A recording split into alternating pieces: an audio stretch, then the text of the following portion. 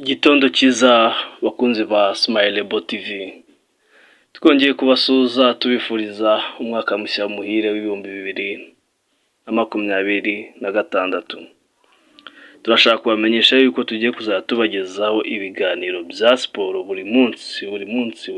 Tuzadufata iminota itari munsi ya 20 tuganire kuri siporo hano mu Rwanda, tuvangemo duke no hanze, cyane cyane twibande kuri volleyball ndetse n'indi mikino muri siporo.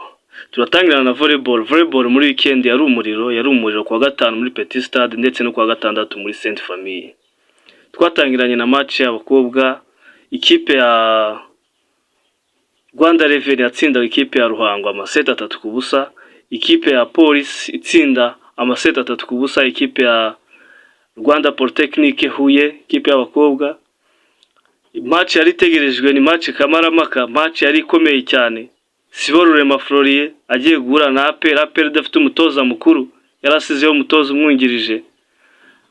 Nta kindi bari gukora usibye kubitwa amaseti 3-0 kabisa. Umutoza Siborurema Florier ashimangira yuko afite ikipe ikomeye yiteguye muri retour gutanga akazi ku makipe arimo Police ndetse na APR.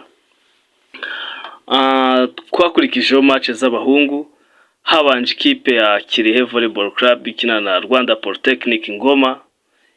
Kirehe yakubiswe amaseti 3-0, umutoza Nkuranga Alex atsinda Christophe amaseti 3-0 nkuko byabaye muri phase ale, ariko ho Ngoma yatsinze amaseti 3-1. Hakurikiyeho match ya Kigali Volleyball Club ndetse na East Africa University Rwanda. Match yarangiye ari amaseti 3-2 bitabaje seti ya Seoul. Hakurikiyeho match ya Kepra ndetse na APR, abantu bavuga ati hano Kepra kabisa igiye kongera ikore n'ibyo yakoze, ariko siko byagenze kuko ikipe ya APR yaje kwitsinda kuri Seoul. Ahangaha uraza kwibaza niki cyabaye kugira ngo APR itsinde Kepra. APR idafite Hakim, APR ifite Mutabazi Yves muri right. APR ntabwo yari gukora ikosa kuko yari izi yuko yari imaze gutakaza igikombe cya BK Arena. APR yari yabanjwe amaseti 2 n'ikipe ya Kepra iri hejuru, ariko APR iragarukira yishura yayitsinda no kuri Seoul. Ya APR muyitondere, ya APR Hakim nagaruka Sam ameze neza na Mutabazi Yves muri APR muyitondere. Match yari tegerejwe ni Grand Rendez-vous kabisa, match ya Gisagara Volleyball Club. Ahangaha abahungu bandura nakosa bari gukora kuko bari bazi ko bafite igikombe, bamaze kugira umufana mu mujyi wa Kigali utari muke udashizeho kwa Steri bamanukana. Ahangaha Gisagara muyitondere uyu mwaka. Gisagara irashaka twibutsa Gisagara kera, Gisagara twaraga ibikombe, Gisagara yajyaga muri Champions League ikitwara neza. Gisagara udukombe twacaracaraga radutwaraga. Gisagara muyitondere. Umutoza wa Police Volleyball Club yabonye ibintu bitaba kuko match yarihuse, uko bayitekerezaga ntabwo ariko yagenze. Match yabaye 3-0, hano match yabaye 3-0 abantu barumirwa ibintu bibaye. Iyi Gisagara kabisa ubu ngubu ari nayo iyoboye urutonde rwa shampiyona muri uyu mwaka. Gisagara congratulation ku bahungu bandora, bari kwitwara neza cyane. Abahungu b'inyarugenge nibatitonda basaba kwitonda cyane hano. Gisagara papa, Gisagara mwitonde. Tugiye gukomezanya nuko tebo ihagaze none ubu ngubu muri Rwanda National Volleyball League. Turakomezanya no mu bagore, ikipe ya APR ni ya mbere, hagakurikira ikipe ya Police, hagakurikira ikipe ya Kepra, hagakurikira ikipe ya Rwanda Revenue, hagakurikira ikipe ya East Africa. Ikipe ziri mu murongo utukura ni ikipe ya RP Huye ndetse n'ikipe ya Ruhango Volleyball Club mu bagore. Aha mu bari n'abategarugori tuhava tugenda tujya mu bagabo, nta yindi nkuru urimo usibye umutoza Peter Kamasa utakiri kumwe n'ikipe ya APR Volleyball Club.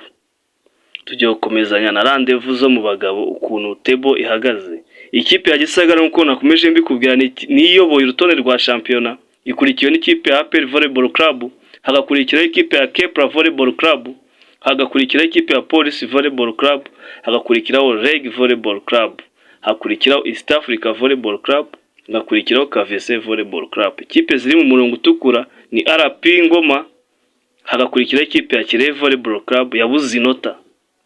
Ikipe ya Kirehe bimeze bite? Kirehe bubatse gymnase ariko ibisubizo byabuze. Toza Christophe yabuze inota. Nkuko Kirehe Volleyball Club bikomeranye niko na Rege bikomeye. Rege iri kureba Big Four, iri kuyirebera kure.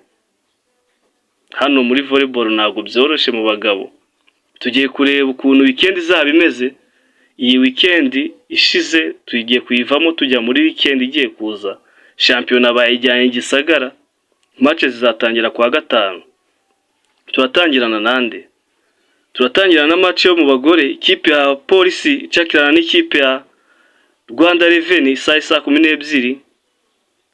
Saa 2 Kepra Volleyball Club mu bagabo izacakirana n'ikipe ya Reg Volleyball Club. Ku munsi wo kwa gatandatu tariki 17 tuzadufite match ya APR ndetse n'ikipe ya RP Ngoma. Izavamo hajya mu match ya East Africa na Kepra Volleyball Club. Hazakurikiraho match ya Kirehe icakirana n'ikipe ya Police. Bazavamo hajya mu Rege na East Africa abahungu ba Gasongo hano kuri Radio Dis tujya tumubona Ecara. Match ya nyuma itegerejwe ku munsi wo kwa gatandatu, match y'umunsi wa gatandatu ni match ya APR Volleyball Club icakirana n'ikipe ya Gisagara. Gisagara izabiri mu rugo ku mufana wayo. Gisagara iri gukubitira amakipe Kigali. Ese iwayo bizaba bimeze bite? Muzaze muri benshi cyane hano muri kuri gymnase ya Gisagara. Matches zaba zikomeye cyane. Matches zizasoza iyi jurune zizaba ku cyumweru kuri tariki ya 18. Tuzatangirana na match ya RP Ngoma icakirana n'ikipe ya Police Volleyball Club. Abahungu ba Musoni nyuma yo gutsindwa na Gisagara. Hano nakosa kuri Kirehe na Ngoma, nakosa amanota 6 ndizeye ko bazayazana. Bazavamo hajyamo ikipe ya Kirehe Volleyball Club bacakirana n'abahungu ba Paul Ndaki komeye cyane. East Africa University Rwanda mu bagabo ihura na Gisagara Volleyball Club. East African Volleyball irakomeye. Gasongo yashizemo imbaraga, yazanye abahungu b'Abatanzania Obitabure n'undi w'umusantrale. Ikipe ikomeye cyane ya East Africa. Nayo ishaka kureba ko yagira ikipe imwe mu makipe makuru ibangamira. Hano ikipe ya Gisagara nireba nayo ishobora kuguma mu byishimo, Gasongo akaba yayimerera nabi.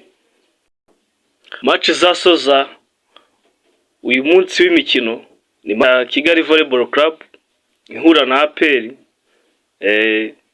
Umutoza Jean Marie nawe yavuze ngo yarakaniye ati mfite umunyamahanga hari umeze nabi.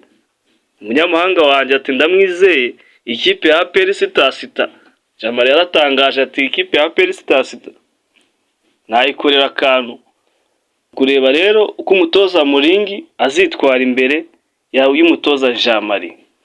Ndibutsa ko umutoza Muringi ari mu batoza bateganyijwe kureba ko bazatoranywa mu umwe uzaba head coach w'ikipe nationale mu bahungu n'abagore. Ibi nabyo tuzabigarukaho, tuzabishakira umunsi turi kubakorera icyegeranyo cyaranze umwaka ushize w'imikino n'ibindi dutegereje muri mwaka w'imikino. Ni icyegeranyo turi kubategurira ngomba kuba hafi ya Smilebo TV. Ubaye wa mbere banye natwe uyu munsi tukubwira ati dukore subscribe, ukande kuri like, nibi nagukundira una sharing. Iyo ukanze kuri like bituma video bagenda bayihereza abantu benshi cyane, kandi turabakunda. Ntabwo turi kumwe na volleyball gusa, tugiye kugarukana na Rwanda Premier League byari umuriro. Mba sportif muri rusange nuko Dr. Simugemane yitabye Imana. Uyu yari muganga w'ikipe ya Rayon Sport yaramazemo imyaka 30 avura abakinnyi ba Rayon Sport ababa hafi. Bivugwa ko ari umwe mu muntu wagiye aba hafi y'abaperezida ba Rayon Sport aho bava bose bakagera, kuko ni umuntu muri Rayon Sport umukinnyi yavugaga ati uyu mukinnyi bitewe n'ukuntu mbonye tushe yazakina umupira. Uwo muntu yarawukinnye. Umuntu wazaga hariya mu Nzove akavuga ati uyu muntu nta mupira nta mupira azakina, nawe yakinnye. Bagiye babasezerera. uyu ni umuntu wagiye uba hafi ya Rayon Sport cyane, uyu ni umuntu ariko n'abasportif muri rusange, kuko ni inshuti y'abakinnyi cyane benshi banyuze muri Rayon Sport. Bivugwa yuko ari n'umuntu wajya kuvura Rayon Sport kera mbere y'iyo myaka 30, mu bitaro yakoragaho, ahantu yakoraga akagenda agiye nko gukora nk'ikiraka. Rayon Sport uko mbere amakipe ntabwo yagiraga abaganga, akagenda agiye utanga nk'umusada. Abasportif muri rusange tubuze umuntu w'agaciro, no kwihanganisha umuryango wa Dr Charles Mugemane n'abasportif muri rusange n'umuryango wa Rayon Sport. Yo kumezanya na Rwanda Premier League, turebe umunsi wa 15 uko wagenze, turebe imikino iteganyije. APR yatsinze Amagaju. Ikipe ya Nyamukandagira mu kibuga kikasa imitutu kubusa biboroheye. Match itegerejwe Grand Rendez-vous ku munsi wo kwa gatandatu. Abareye muri he? Abareye mu munsi wo kwa gatandatu mufite ikipe ya Al Hilal muri Stade Amahoro isaha 11:30. Ni match itazaba yorosha. Abariyo toza mukuru naho hari Bruno Ferri, yewe bivuga ko ari mu bitaro ngo ari muri koma. Toza Bruno Ferri asize ahagaritse Asman Ndikumana. Biramahera Bedi ntabwo ari kuza mu myitozo nyuma yuko ataje muri 18 n'amakuru ari kuva mu Nzove. Ibi ntabwo byoroshe kubareyo.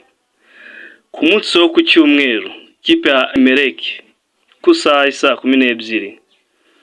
Mu kindi cyumweru match zitoroshe: Al Emelec vs Rayon Sport, Al Hilal vs APR, Al Emelec vs Al Hilal, match z'umuriro. Ibi byose tuzabigarukaho muri weekend turi kureba resulta zavuye muri football, byose tubihuze twanalize, turebe match zo muri kiriya cyumweru zisoza imikino ya fazare muri Rwanda Premier League. Mumeza kubashimira mwese twabanye muri iki kiganiro, abakunzi ba Smilebo TV. Buryo twakozemo iki kiganiro, tugusaba gukora subscribe, like, comment and share. Kubana namwe ni by'agaciro, kubagira hano muri uyu muryango mugari wa Smilebo. Tuzatubakusanyiriza amakuru avuga muri volleyball, ibyegeranyo, short reel, muzajya muzibona kuri short zacu, cyane za volleyball. Salute ku bakunzi mwese ba Smilebo TV.